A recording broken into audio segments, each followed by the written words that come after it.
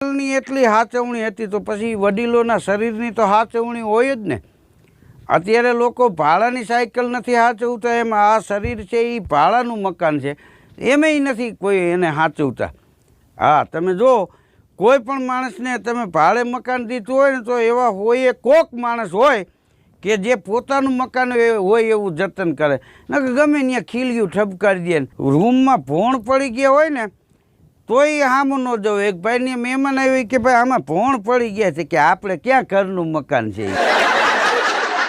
તો ઓલો ભાઈ કે ઈ કે હરપામાંથી નીકળે એ ન જોવે કે આ મકાન માલિક છે ભાડું જ છે, આ ફૂંક મારે તો કૂપનમાંથી નામ કાઢી નાખે। ભાડે રહેતા હોય તો એનું જતન કરો, એને તમે હાચવો।